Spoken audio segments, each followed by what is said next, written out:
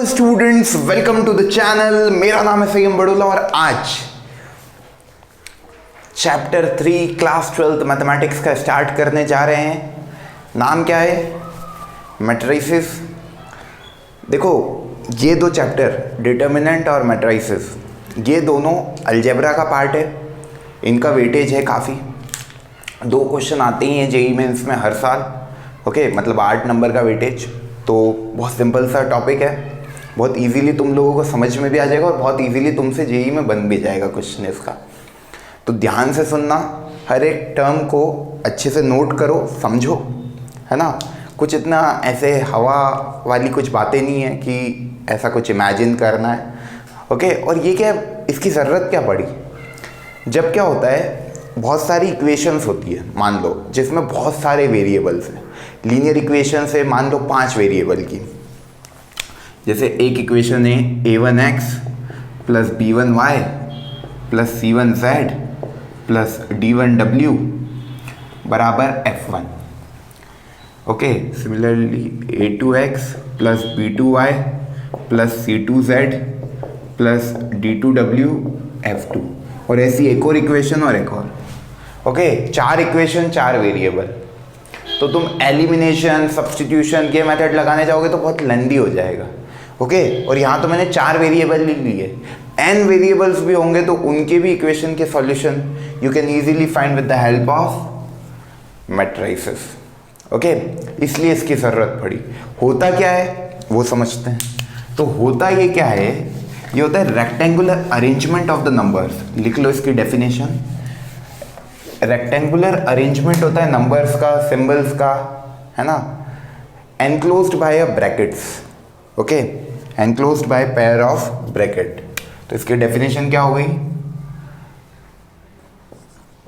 Rectangular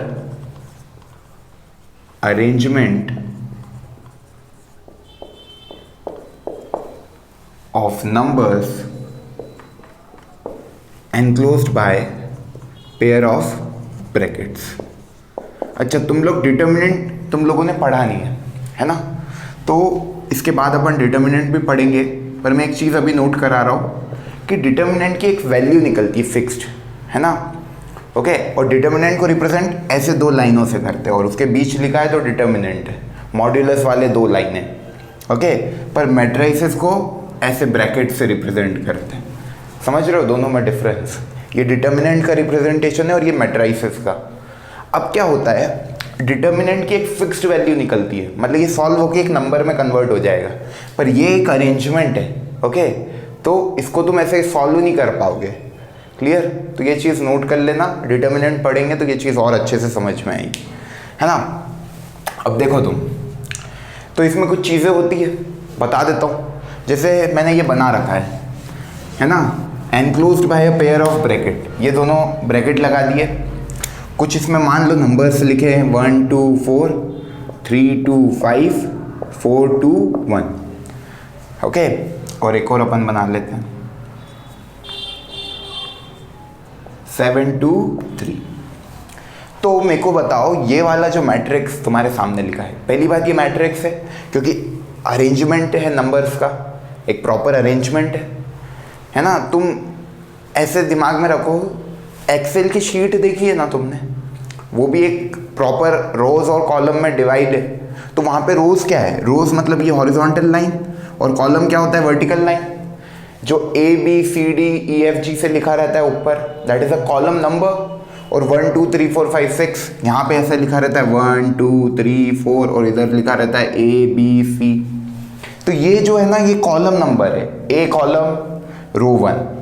okay, ए column मतलब 1 first row में ए column पे कौन सा एलिमेंट है? 1 एलिमेंट है, मतलब 1 एलिमेंट है। अब ये ऐसा मैट्रिक्स भी हो सकता है कि यार ये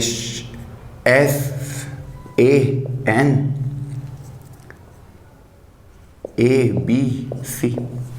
ओके, तो ये जो है बेसिकली ये this is your column. Vertical line क्या होती है? कॉलम। तो ये वर्टिकल लाइन 1 2 3। तो इस मैट्रिक्स में कितने कॉलम है? 3। रो कितनी है? 1 2। तो रो इंटू कॉलम, इस तरीके से इसका ऑर्डर डिफाइन होता है। ओके, ऑर्डर हमेशा कैसे लिखते हैं, row number, total number of rows into column. Okay, तो ये तुम्हारा क्या हो गया, ऑर्डर ऑफ द मैट्रिक्स। लिख लो ऑर्डर ऑफ अ मैट्रिक्स। तो इस वाले मैट्रिक्स का मेरे को ऑर्डर बताना कितना होगा, कितनी रोज है इसमें, हॉरिजॉन्टल लाइन 1 2 3 4, 4 हो गई रोज। कॉलम कितने हैं, 1 2 3, 4 इंटू 3 क्या हो गया, ऑर्डर। अब देखो ये जो लिखा है ना मैट्रिक्स के अंदर, ये जो नंबर्स लिखे, इन नंबर्स को, हर एक स्पेसिफिक नंबर को क्या बोलते हैं, एलिमेंट्स ऑफ द मैट्रिक्स। मतलब ये भी एक एलिमेंट है, ये भी एक एलिमेंट है, ये भी एक एलिमेंट्स। ओके, तो the numbers that are written on the matrix are called elements of the matrix। अब उनका एड्रेस, मतलब मेरे को कभी किसी मैट्रिक्स को रिप्रेजेंट करना है तो मैं ऐसा थोड़ी बनाऊंगा पूरा मैट्रिक्स, उसका रिप्रेजेंटेशन होता है कि एलिमेंट का एड्रेस। जैसे मैंने दे दिया, मानो AIJ, ओके, AIJ कोई A मैट्रिक्स है, समझना। ओके, AIJ कोई A मैट्रिक्स है, आई यहाँ पे होता है रो नंबर, आई होता है रो नंबर और जे होता है कॉलम नंबर। ओके, अब तुम देखो, अपने को कभी किसी ने बोला कि तुम्हें कंस्ट्रक्ट करना है एक मैट्रिक्स 3/4 का। ओके, क्वेश्चन लिखो, क्वेश्चन के थ्रू समझते हैं। Construct a matrix of 3/4। Okay, 3/4 क्या दे दिया, ऑर्डर। इसका मतलब उस मैट्रिक्स में 3 रो है, 4 कॉलम है। ये बात समझ में आ गई। जब भी तुम्हें ऑर्डर दिया हो मैट्रिक्स का, construct a matrix of order 3/4, it means उसमें 3 नंबर ऑफ रोज है, 4 नंबर ऑफ कॉलम्स है। ओके, तुमको एक मैट्रिक्स कंस्ट्रक्ट करना है इस फॉर्म में, और उन्होंने बोला ये जो मैट्रिक्स है that is AIJ, okay, where AIJ is equal to I plus J। ये क्वेश्चन है, जिसको क्लिक हो गया वो तो कर लो खुद से, है ना। जिनको नहीं आया उनको मैं समझाता हूँ कैसे करेंगे इस तरह के क्वेश्चनों। अब देखो, सबसे पहली चीज़ तो ये क्या लिख गया AIJ, पहले ये तो समझते हैं। तो देखो अभी मैंने बोला AIJ होता है, I होता है रो नंबर, J होता है कॉलम नंबर। किसी भी एलिमेंट का एड्रेस बताना है तो रिप्रेजेंटेशन होती है AIJ। जैसे मैंने बताया A23, इसका मतलब है सेकेंड रो के थर्ड कॉलम का एलिमेंट। तो ये सेकेंड रो हो गई, थर्ड कॉलम का element, second row third column, कौन सा एलिमेंट आया, 5। तो A23 की वैल्यू क्या है, 5। कोई मुझसे पूछता कि A42 की वैल्यू, तो फोर्थ रो, ये फर्स्ट है, ये सेकंड है, ये थर्ड है, ये फोर्थ है। फोर्थ रो के सेकंड कॉलम में कौन सा एलिमेंट, दैट इज 2। समझ पा रहे हो, इस तरीके से। अब तुम्हें ये पता है कि तुमको मैट्रिक्स कौन सा कंस्ट्रक्ट करना है, 3/4 का। मतलब तुमको ऑर्डर दे दिया मैट्रिक्स का, ऑर्डर दे दिया 3/4। मतलब तुम्हें पता है कि उस मैट्रिक्स में 3 रो होगी, ओके, 1 2 3 और 4 कॉलम होंगे, 1 2 3 4। मतलब यहाँ पे नंबर्स आएंगे, यहाँ पे नंबर्स आएंगे, यहाँ पे नंबर्स आएंगे और यहाँ पे नंबर्स आएंगे। क्या बोला उन्होंने, AIJ बराबर I plus J। तो सबसे पहला जो एलिमेंट है दैट इज A11, क्योंकि फर्स्ट रो फर्स्ट कॉलम, फिर A12, फिर A13, फिर A14, फिर second row first column, second row second column, second row third column, second row fourth column, फिर A31, A32, A33, A34। Clear. ये मैंने क्या लिख दिया, पूरा A बराबर AIJ। अब इन्होंने बोला जो AIJ की वैल्यू है that is I plus J। तो A11 की वैल्यू कभी मैं निकालना चाहूँ, A11 की वैल्यू 1 + 1 दैट इज 2, A12 की वैल्यू दैट इज 1 + 2 इज 3। समझ रहे हो। तो इस तरीके से मैट्रिक्स का कंस्ट्रक्शन होता है, मैट्रिक्स कंस्ट्रक्शन। ओके, बहुत सिंपल सी चीज़ थी। तो अब बना लो अपनी कॉपी में ये मैट्रिक्स A11, रखो वैल्यू, दैट इज 2 3 4 5 3 4 5 6 4 5 6 7। ये जो मैट्रिक्स है ये तुमने कंस्ट्रक्ट कर दिया, ये तुम्हारा ए मैट्रिक्स हो गया। समझ पा रहे हो? तो इस तरीके से मैट्रिक्स का कंस्ट्रक्शन होता है। अब देखो मैट्रिक्स में क्या होता है, अलग अलग टाइप्स होते हैं। पहली चीज़, ऑर्डर से तुम निकाल लोगे कि मैट्रिक्स में कितने एलिमेंट्स है। जैसे 3/4 है ना इसका ऑर्डर, तो number of elements present in a 3/4 order matrix will be given by, जैसे ये जो है, ओके, इसको ऐसे रिप्रेजेंट करो। कभी भी तुमको ऑर्डर दिया है, that is m into n दिया है, m इंटू n का भी ऑर्डर है, तो टोटल नंबर ऑफ एलिमेंट्स कितने होंगे, m इंटू n ही होंगे। ये चीज़ तो समझ में आ रही है ना? देखो 3/4 मैट्रिक्स था ये, 3 रो 4 कॉलम, इसमें एलिमेंट्स कितने हैं, 1 2 3 4 4 3 12 एलिमेंट्स है। क्लियर? तो जो उसका ऑर्डर होता है इतने उसमें नंबर ऑफ एलिमेंट्स होते हैं। नोट कर लेना ये लाइन। क्लियर? चलो बढ़े आगे। इसके बाद आता है मैट्रिक्स के मैं कुछ जनरल टाइप्स बता रहा हूं। ओके, एक होता है null matrix. Okay, null matrix note करते जाना। नल मैट्रिक्स, नल मैट्रिक्स मतलब क्या, जिसके सारे एलिमेंट जीरो हो। ओके, नल मैट्रिक्स कितने भी ऑर्डर का हो सकता, मान लो of order m into n। अब जब भी ऑर्डर देते हैं तो पहले होती है रो नंबर और फिर होता है कॉलम। तो इसका मतलब है एक मैट्रिक्स है जिसमें m नंबर ऑफ रोज है और n नंबर ऑफ कॉलम्स है। ओके, और वो नल मैट्रिक्स है, तो उसके सारे एलिमेंट क्या होंगे, 0 0 0। अब मान लो यहां पे होगा 3/3, m बराबर 3 n बराबर 3, तो वो नल मैट्रिक्स ये हो जाएगा। कभी m4 हो n5 हो तो वो मैट्रिक्स ऐसा हो जाएगा।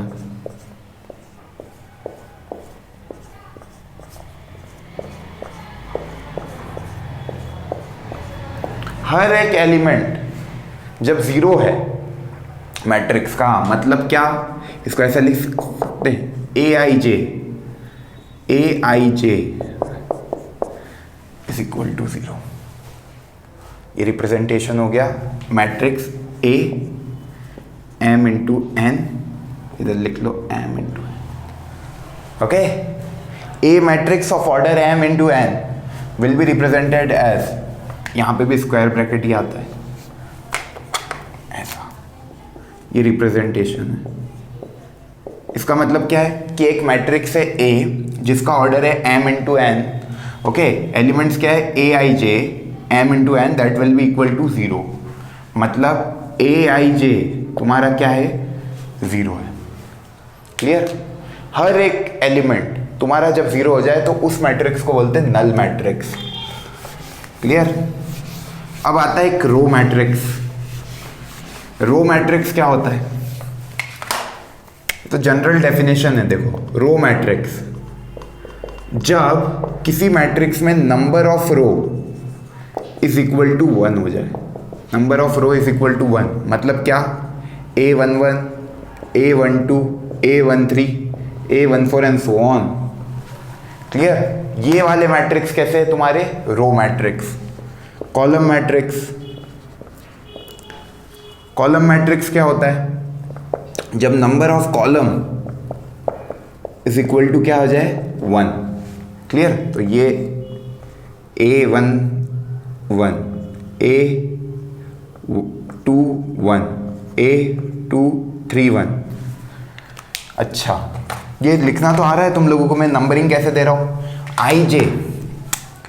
तो देखो पहली रो पहला कॉलम तो 1 1, second row first column a21, third row first column A31, A41 and so on. Clear? इस तरीके से इनकी नंबरिंग होती है। ये तो समझ में आ गया ना, AIJ से ही नंबरिंग होती है। I यहाँ पे होता है नंबर ऑफ रो, J होता है नंबर ऑफ कॉलम। ये क्लियर होना चाहिए, उसके बाद ही तुम्हें चीज़ें समझ में आएगी, क्योंकि आगे बस इसी का रोल है। ओके, इतना समझ में आ गया। अब देखो, ये तो तुमने देख लिया क्या क्या, null matrix, row matrix. Okay, दो मैट्रिक्स को इक्वल कब बोलोगे? दो मैट्रिक्स तुम्हारे सामने लिखे हैं, ये क्वेश्चन आता है CBSE बोर्ड में कि दो मैट्रिक्स है, उन्होंने पूछा कि ये दो मैट्रिक्स इक्वल कब होंगे। तो इक्वालिटी ऑफ अ मैट्रिक्स, अगली हेडिंग डालो, इक्वालिटी ऑफ अ मैट्रिक्स। ये समझ में आ गया। नल मैट्रिक्स जब सारे एलिमेंट 0 हो, रो मैट्रिक्स जब नंबर ऑफ रो 1 हो। ओके, कॉलम कितने भी हो सकते हैं। कॉलम मैट्रिक्स में नंबर ऑफ कॉलम 1, रो कितनी भी हो सकती है। क्लियर? तो ये वाले जो मैट्रिक्स है that is a column matrix, एक ही कॉलम है, तो इस वाले मैट्रिक्स को क्या बोलते हैं? Column matrix. इस वाले को रो मैट्रिक्स। दिख रहा है एक हॉरिजॉन्टल लाइन बनी हुई है, वर्टिकल लाइन बनी है, इसलिए कॉलम, हॉरिजॉन्टल लाइन से याद रखना रो। क्लियर? चलो, इसके बाद अब तुम हेडिंग डालो equality of two matrix. Equality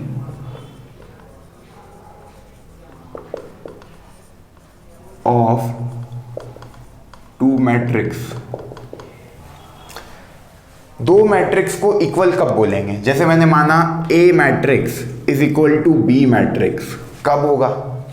जब पहली चीज number of rows, okay, number of rows in A matrix is equal to number of rows in B matrix.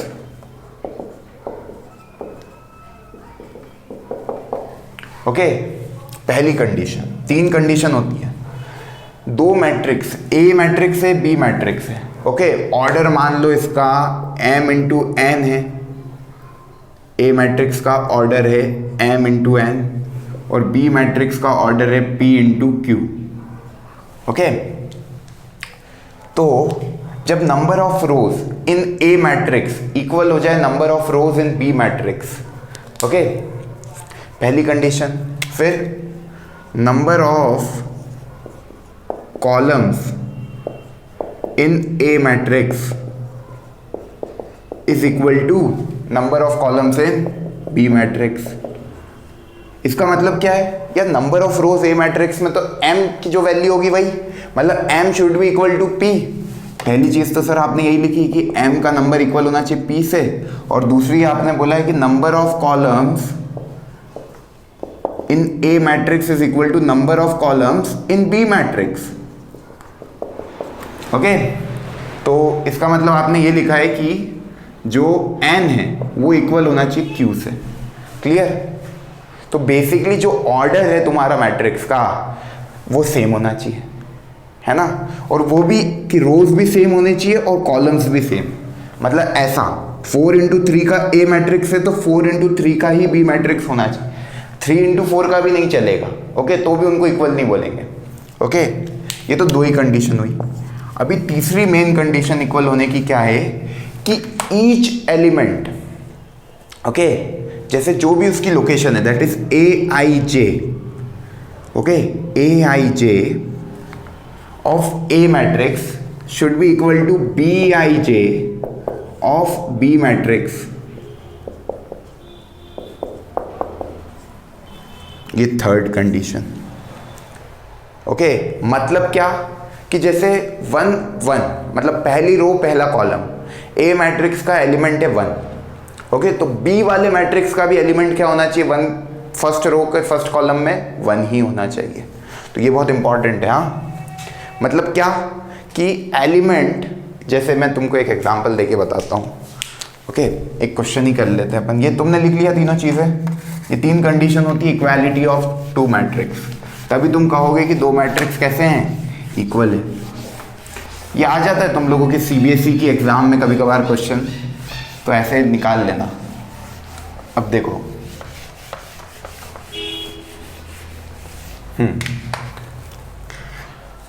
सबसे पहले मैंने माना कोई ये मैट्रिक्स है ऐसा, x plus y p plus q 5 3, okay, ये कोई A मैट्रिक्स है और ये कोई B मैट्रिक्स है 3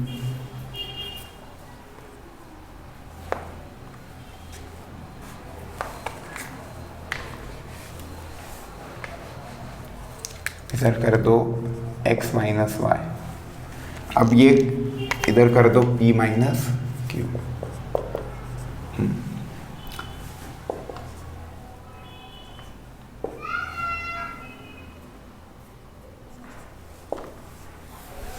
find the value of x and y, x y p q। Okay, तुमको निकालनी find the value of x y p and q, ये क्वेश्चन हो गया। ओके, तो पहली चीज बहुत बेसिक सा क्वेश्चन है, ये क्या है 2/2 का, ये क्या है 2/2 का। कैसे निकाला, 2 रो है 2 कॉलम है, तो 2/2 का मैट्रिक्स है, वो भी 2/2 का है। हर एक एलिमेंट, मतलब देखो ये यहाँ लिखा है तो ये यहाँ, मतलब ये बराबर होगा इसके, तभी तुम बोलोगे find the value of x y p and q if a matrix is equal to b matrix. Okay, इसका मतलब पहली इक्वेशन x प्लस वाई बराबर 5, p प्लस क्यू बराबर 2, ये वाली पोजीशन इसके बराबर होगी, p माइनस क्यू बराबर 1 एंड x माइनस वाई बराबर 3। क्लियर? तो बस यहाँ से निकाल लो। अब ये दोनों इक्वेशन को सॉल्व करोगे तो p और q की वैल्यू निकल जाएगी, इन दोनों इक्वेशन को सॉल्व करोगे तो x और y की वैल्यू निकल जाएगी। x की वैल्यू आ गई 4, y की वैल्यू आ गई 1। क्लियर? 4 + 1 5, 4 - 1 3। p की वैल्यू 3/2 और q की वैल्यू 2 - 3/2 इज 1/2। क्लियर? तो ये तुम्हारा आंसर हो जाएगा। तो जब दो मैट्रिक्स इक्वल बोले हैं तो तुमको 3 कंडीशन याद रखनी है कि दोनों की नंबर ऑफ रोज सेम होनी चाहिए, नंबर ऑफ कॉलम सेम होने चाहिए, मतलब तभी, और हर एक एलिमेंट, मतलब जैसे aij इसका जो है a11 वो इक्वल होगा b11 के, a12 इक्वल होगा b12 के, a21 इक्वल होगा b21 के और a22 इक्वल होगा b22 के। क्लियर? तो ये नोट कर लेना। ओके, इसके बाद आता है स्क्वायर मैट्रिक्स। स्क्वायर मैट्रिक्स जब ऑर्डर में m × n लिखते हो तुम किसी भी मैट्रिक्स का ऑर्डर m × n, तो जब m बराबर n हो जाए, मतलब number of rows in a matrix equal हो जाए नंबर ऑफ कॉलम के, तो उस मैट्रिक्स को स्क्वायर मैट्रिक्स बोलेंगे। ओके, तो स्क्वायर मैट्रिक्स क्या होता है, m = n, नंबर ऑफ रोज जब इक्वल हो जाए नंबर ऑफ कॉलम्स के। बहुत बेसिक चीजें बता रहा हूं मैं ना। नंबर ऑफ रोज जब इक्वल हो जाए नंबर ऑफ कॉलम्स के, तो उन मैट्रिक्स को बोलते हैं स्क्वायर मैट्रिक्स। अब स्क्वायर मैट्रिक्स के दो बहुत इंपॉर्टेंट क्लासिफिकेशन है, एक होता है ट्रायंगुलर मैट्रिक्स और एक होता है डायगोनल मैट्रिक्स।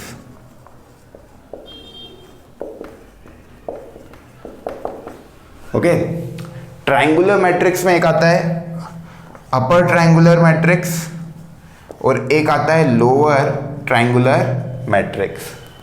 क्लियर? अपर ट्रायंगुलर मैट्रिक्स में क्या होता है, अपर ट्रायंगुलर मैट्रिक्स में तुम्हारा इस तरीके से दिखता है मैट्रिक्स। ओके,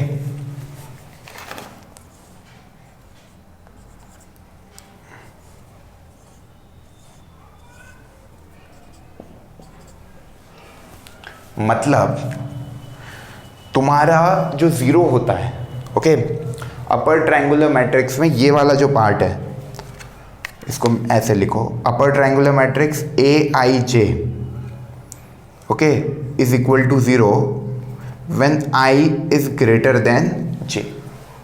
जब आई ग्रेटर होगा जे से तो ए आई जे की वैल्यू क्या होगी? 0। तुम देखो ऐसे लिख लो, upper triangular matrix for all A I J, okay, A I J is equal to 0 for all I greater than J. जब भी आई ग्रेटर देन जे होगा तो ए आई जे क्या हो जाएगा? 0 हो जाएगा। उन मैट्रिक्स को क्या बोलते हैं? अपर ट्रायंगुलर मैट्रिक्स। मतलब देखो, ए आई जे का मतलब क्या है? ए आई जे 0 कब? जब आई ग्रेटर है जे से। कभी 3x3 का मैट्रिक्स है तो एलिमेंट्स क्या क्या बनेंगे? A11, A12, A13, A21, A22, A23, A31, A32, A33। अब देखो अपर ट्रायंगुलर मैट्रिक्स की डेफिनेशन क्या बताई? ए आई जे बराबर 0, I should be greater than J. समझना, ए आई जे 0 होता है जब आई ग्रेटर हो जे से। तो देखो आई ग्रेटर देन जे ये वाले में हो रहा है, ये वाले में हो रहा है और ये वाले में हो रहा है। बाकी इन तीनों में तो आई बराबर जे है और इसमें जे बड़ा है आई से, जे बड़ा है आई से। केवल इन तीन में क्या हो रहा है? आई बड़ा है जे से। तो ये जब 0 हो जाए that is upper triangular matrix. Lower बिल्कुल उल्टा, ए आई जे बराबर 0 जब जे ग्रेटर हो आई से। तो अपर में क्या होता है? लोअर पार्ट 0 हो जाता है और लोअर ट्रायंगुलर मैट्रिक्स में क्या होता है? अपर पार्ट 0 हो जाता है। बात समझ में आ रही है? तो यार ये नोट कर लेना, अपर ट्रायंगुलर मैट्रिक्स मैं बना के बता रहा हूँ, ए आई जे बराबर 0 for all I greater than J. इसमें A I J is equal to 0 for all J greater than I. ये हो गया लोअर ट्रायंगुलर मैट्रिक्स। अब लोअर ट्रायंगुलर मैट्रिक्स का एग्जांपल कुछ ऐसा होता है। देखो लोअर ट्रायंगुलर मैट्रिक्स बना रहा हूं मैं। मतलब क्या हो गया? जब जे तुम्हारा ग्रेटर है आई से, वो वाले पार्ट 0 कर दो। तो जे ग्रेटर है आई से मतलब कौन कौन से हिस्से? ये वाला, ये वाला और ये वाला। इन तीन में जे ग्रेटर है आई से, उनको 0 करना है। तो 0 0 0, ये हो गया A11, ये हो गया A22, ये हो गया A33, ये हो जाएगा A21, ये हो जाएगा A31, ये हो जाएगा A32। क्लियर? तो ये बन गया तुम्हारा lower triangular matrix. Lower triangular matrix, okay. और अपर ट्रायंगुलर मैट्रिक्स ये लिख लिया तुम लोगों ने। अपर ट्रायंगुलर मैट्रिक्स कैसा दिखेगा?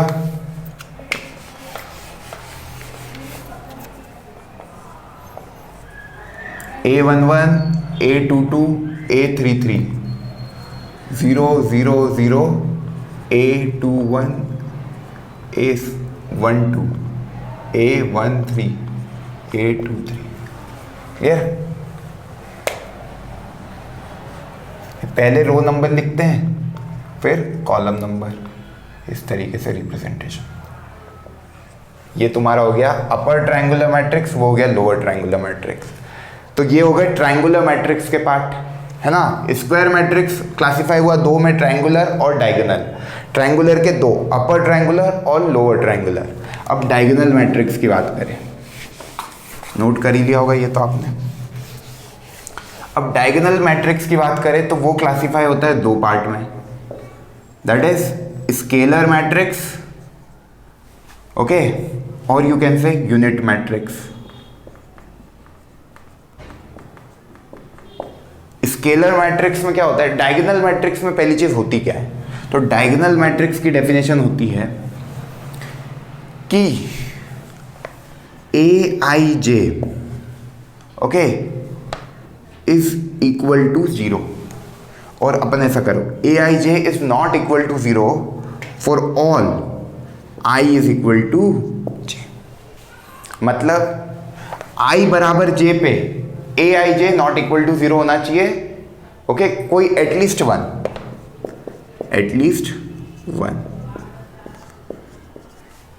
क्लियर?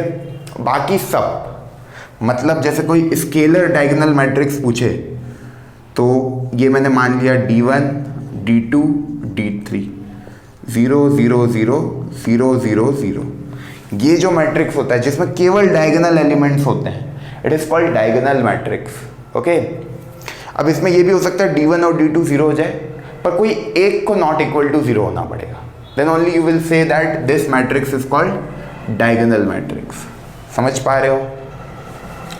केवल ये डेफिनेशन है, समझाने के लिए बता रहा हूं। तो डायगोनल मैट्रिक्स क्या हो गया? पहली चीज, डायगोनल मैट्रिक्स के दो क्लासिफिकेशन है, स्केलर और यूनिट। स्केलर में क्या होता है, ये जो डायगोनल है यहां पे कोई स्केलर नंबर लिखा रहेगा, मान लो k। ओके, k, तो ये मैट्रिक्स कैसा हो गया? Scalar matrix. और यूनिट मैट्रिक्स में क्या होगा, वहां पे लिखा रहेगा 1 1 1 0 0 0 0 0 0। क्लियर? तो ये हो गया तुम्हारा यूनिट मैट्रिक्स। तो यार ये डायगोनल मैट्रिक्स के दो क्लासिफिकेशन है। डायगोनल मैट्रिक्स की सीधी सी डेफिनेशन है कि डायगोनल वाला पार्ट तुम्हारा कैसा होगा? नॉट इक्वल टू 0, कोई एक। ये देखो ऐसा, ये वाला मैट्रिक्स भी कभी तुम्हें मिलता है,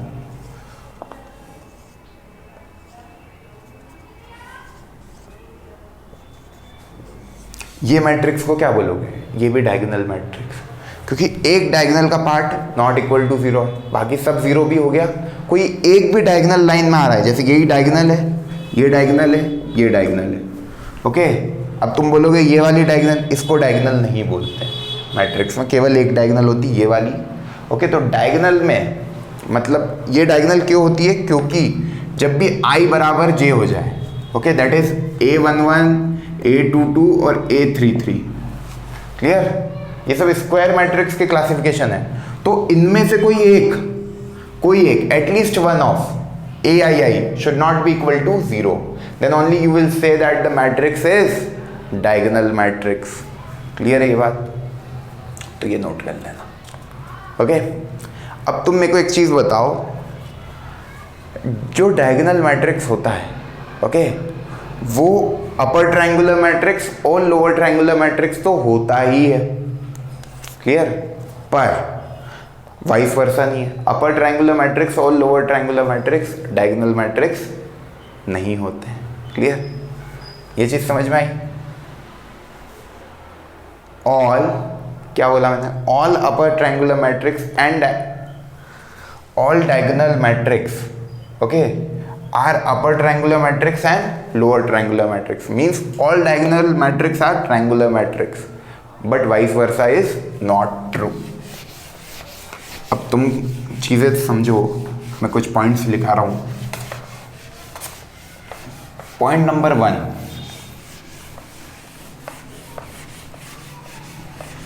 ट्रेस क्या होता है? Trace of a matrix, trace of a matrix, कोई भी मैट्रिक्स का ट्रेस निकालना हो कभी तुम्हें, ट्रेस ऑफ मैट्रिक्स निकालना हो, कैसे निकालोगे? तो देखो, कोई मैट्रिक्स है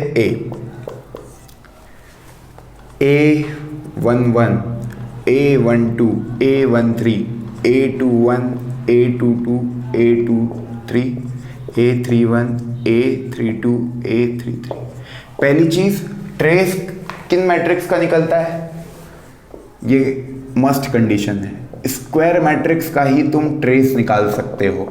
होता क्या है ट्रेस?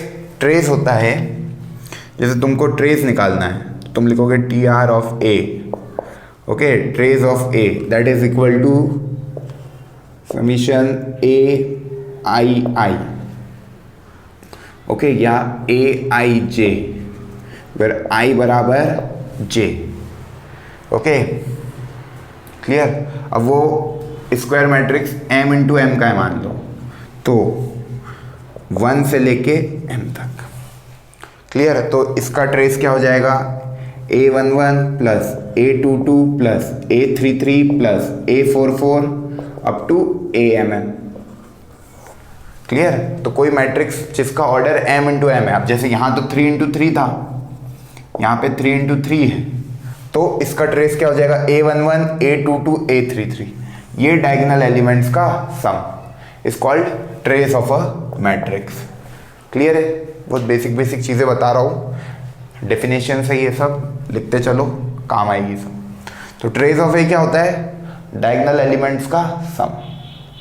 ओके, डायगोनल एलिमेंट सभी पता है, जब i बराबर क्या हो जाता है j, तो i बराबर j शुरू कर देना 1 से, चले जाना जो भी उसका ऑर्डर हो। m बाई m का ऑर्डर माना था मैंने स्क्वायर मैट्रिक्स का, इसलिए m तक लिख दिया। क्लियर। चलो, ये हो गया ट्रेस ऑफ अ मैट्रिक्स। अब देखो कभी किसी मैट्रिक्स में अच्छा नल मैट्रिक्स, जो नल मैट्रिक्स होता है वो मैंने बताया कि सारे एलिमेंट्स जब ज़ीरो हो जाए, तो क्या डायगोनल मैट्रिक्स को बोल सकते हैं नल मैट्रिक्स? तो नहीं बोल सकते। पहली चीज़ क्यों? क्योंकि डायगोनल मैट्रिक्स में कोई एक एलिमेंट डायगोनल का क्या होना चाहिए, नॉट इक्वल टू ज़ीरो होना चाहिए। ओके, बाकी आसपास सब ज़ीरो होते हैं, ये सब ज़ीरो होते हैं, पर ये जो डायगोनल है इन तीनों एलिमेंट्स में कोई भी एक नॉट इक्वल टू ज़ीरो होना चाहिए। क्लियर। तो नल मैट्रिक्स नहीं होता है, पहली चीज़। क्लियर। अच्छा,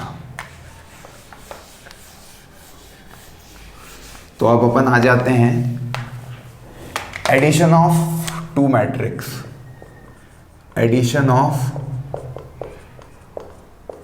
टू मैट्रिक्स। देखो एक मैट्रिक्स है A किसी ऑर्डर का m इंटू n का, उसका एडिशन किसी दूसरे मैट्रिक्स में तभी होगा जब उन दोनों का ऑर्डर कैसा होगा, सेम होगा।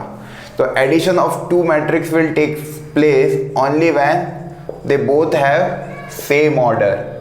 कभी मेरे को A में B जोड़ना है, that is A plus B करना है, तो जो A का ऑर्डर होगा means the number of rows present in A matrix is equal to number of rows present in B, and the number of columns present in A matrix is equal to number of columns present in B. Order same मतलब रो और column का जो number है वो दोनों में same होगा, then only you will do the addition of that two matrix. कभी कोई तुम्हें कह रहा है कि ये मैट्रिक्स है 1 2 3 4 2 बाई 2 का, इसका एडिशन कर दो इस वाले मैट्रिक्स में, क्या तुम कर पाओगे? तो नहीं कर पाओगे, क्योंकि इस मैट्रिक्स का ऑर्डर क्या है 2 बाई 2, इस वाले मैट्रिक्स का ऑर्डर क्या है 3 1। 3 बाई 1 क्यों? 1 2 3 रो 1 कॉलम 3 बाई 1, 1 2 रो 2 कॉलम तो 2 बाई 2, इस तरीके से ऑर्डर लिखते हैं। तो ये ऑर्डर सेम होना चाहिए, मतलब यहाँ पे 2 है तो यहाँ भी 2 होना था, यहाँ 2 है तो यहाँ भी 2 होना था। मतलब 2 बाई 2 का मैट्रिक्स का एडिशन 2 बाई 2 के साथ ही होगा, उसके अलावा किसी मैट्रिक्स के साथ तुम इसका एडिशन नहीं कर सकते हो। क्लियर? यार ये नोट कर लेना, आई बात समझ में पक्का? चलो अच्छा, तो कुछ प्रॉपर्टी बता देता हूँ। एडिशन ऑफ टू मैट्रिक्स तभी होगा जब दोनों का ऑर्डर सेम है। तो अपन ने मान लिया A और B दोनों का ऑर्डर सेम है, let A and B both have same order. Okay, तो A plus B is equal to B plus A। ये फॉलो करता है कौन सी property? Commutative. A plus B plus C is equal to A plus B plus C। ये follow करता है associative property भी। क्लियर? इस केस में क्या हो रहा है, A B C सबका ऑर्डर कैसा है? सेम।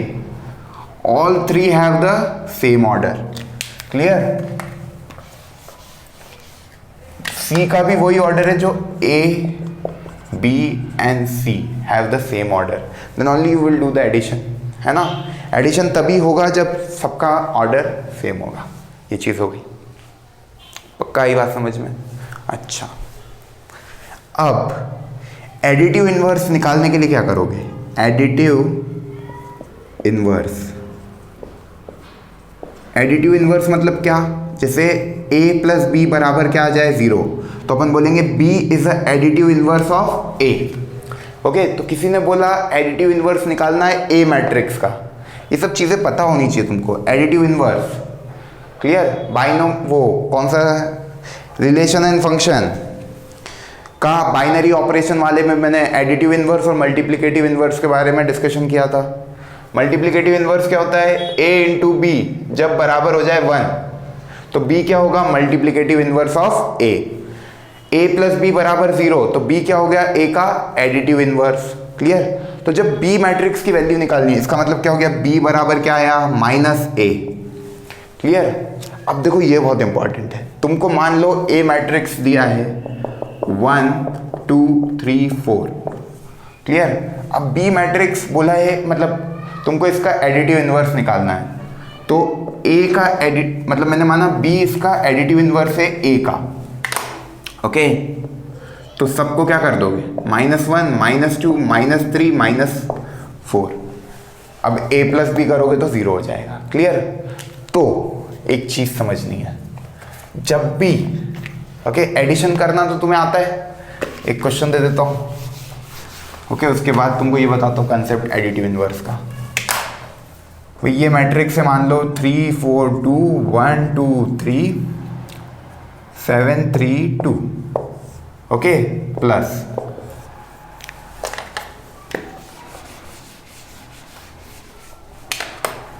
1 2 3 4 5 6 7 8 9, ओके। ये तुम्हारे दो मैट्रिक्स है, 3×3 3×3, दोनों का ऑर्डर सेम है तो इनका एडिशन कर सकते हैं।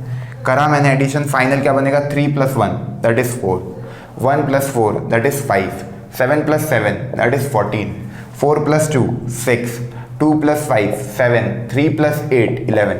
एडिशन ऐसे होता है, हर एक एलिमेंट का उसी की लोकेशन के साथ, मतलब aij जो है इस वाले मैट्रिक्स का, उधर जो aij आ रहा है उसी के साथ एडिशन करना है, क्लियर। तो ये हो गया ऐसा, 2 + 3 5, 3 + 6 9, 2 + 9 दैट इज 11। ये तुम्हारा मैट्रिक्स बन गया, क्लियर। इस तरीके ये एडिशन ऐसे होता है ना। इस एलिमेंट का इसके साथ एडिशन, इस एलिमेंट का इसके साथ, इस एलिमेंट का इसके साथ, इस एलिमेंट का इसके साथ, इस एलिमेंट का इसके साथ, इस एलिमेंट का इसके साथ, इसका इसके साथ, इसका इसके साथ, इसका इसके साथ, क्लियर। अब मानो जैसे कोई मैट्रिक्स है A, ओके, कोई मैट्रिक्स है मैंने A, let us assume a matrix A, मैंने अज्यूम किया, ओके, ये मैंने मैट्रिक्स अज्यूम किया A इस तरीके से। कोई भी अपन नंबर ले लेते हैं, 1 2 3 4 5 6 7 8 9, क्लियर। ये मैंने एक मैट्रिक्स अज्यूम किया A। अब जब इसमें K का मल्टीप्लिकेशन होता है, KA, तो K जब मल्टीप्लाई होता है इसका मतलब हर एक एलिमेंट के साथ K मल्टीप्लाई होगा, K 4K 7K 2K 5K 8K 3K 6K and 9K, okay. तो scalar multiplication of a matrix, यहाँ पे लिख लो heading, scalar multiplication of a matrix A। K एक स्केलर है, ओके। K का मैंने मल्टीप्लिकेशन किया A के साथ, इसका मतलब हर एक एलिमेंट जो A मैट्रिक्स का है उसका मल्टीप्लाई होगा K के साथ। तो K × 1K, 4 × K 4K, 7 × K 7K, 2K 5K 8K 3K 6K 9K, clear. इस तरीके से मल्टीप्लिकेशन होता है। अब मैंने पूछा था तुमसे एडिटिव इनवर्स, तो देखो ये A मैट्रिक्स है 1 2 3 4। अब इसका मैंने क्या पूछा तुमको, एडिटिव इनवर्स, मतलब तुमको -a निकालना है, -a ही A का एडिटिव इनवर्स होगा, इन दोनों को जोड़ोगे तो 0 आ जाएगा। तो इसका मतलब -1 से तुमको पूरे मैट्रिक्स को मल्टीप्लाई करना है। K की वैल्यू क्या हो गई, -1, तो -1 -2 -3 -4, हर एक एलिमेंट के साथ मैंने मल्टीप्लाई किया ना -1 का, that means K is the scalar constant. समझ पा रहे हो। तो यार ये स्केलर मल्टीप्लिकेशन की बात हो गई कंप्लीट, है ना। इतना सब समझ में आया। तो यार ये आज के लेक्चर का कभी मैं चीज़ें बताऊं तो अपन ने A + B = C कब करेंगे, जब ए और बी का सेम ऑर्डर होगा then only you can find the third matrix. Okay, इन दोनों का एडिशन तभी पॉसिबल है जब A and B both have the same order. पहला पॉइंट ये नोट कर लेना। सेकेंड, एडिटिव इन्वर्स कैसे निकालते हैं? जैसे ए मैट्रिक्स का एडिटिव इन्वर्स निकालना है तो माइनस ए होगा उसका एडिटिव इन्वर्स, मतलब हर एक एलिमेंट को -1 से मल्टीप्लाई करना है। बेसिकली एडिटिव इन्वर्स क्या होता है? ए प्लस बी बराबर 0, तो बी की वैल्यू क्या है? माइनस है, तो वही माइनस है उसका हो गया एडिटिव इन्वर्स। इस तरीके से देखा अपन ने। थर्ड पॉइंट क्या?